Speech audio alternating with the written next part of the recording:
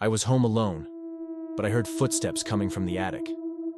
I live in a quiet suburban neighborhood where nothing much ever happens.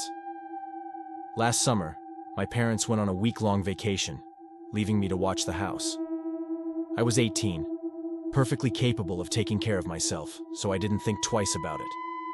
The first few nights were uneventful, but on the third night, around 2 a.m., I was woken up by a faint thumping noise. I brushed it off as the house settling, or maybe a raccoon on the roof. But then I heard it again, clearer this time. Footsteps coming from the attic. I tried to ignore it, pulling the covers over my head. But the footsteps grew louder, pacing back and forth. My heart pounded, and I forced myself to get up and investigate. I grabbed a flashlight and a baseball bat for comfort, and slowly climbed the creaky attic stairs.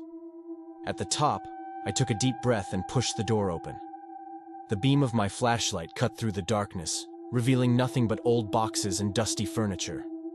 I let out a shaky sigh of relief, convinced it was just my imagination. As I turned to leave, I heard a soft whisper, "Come play with me." I froze. My blood ran cold.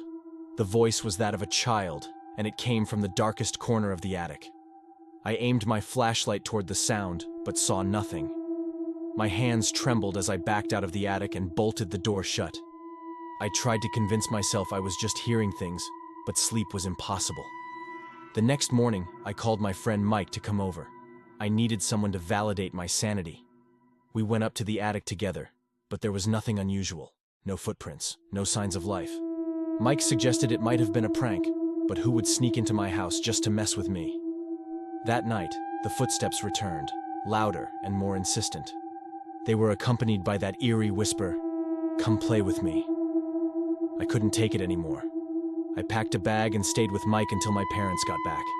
When they returned, I told them everything. They looked at each other with a mix of concern and hesitation. Then my mom confessed that the previous owners had a young son who went missing years ago. His favorite place to play was the attic. I don't stay home alone anymore. Even now, I sometimes hear faint footsteps above me, echoing through the quiet night. If you ever hear footsteps in your attic, check your house's history.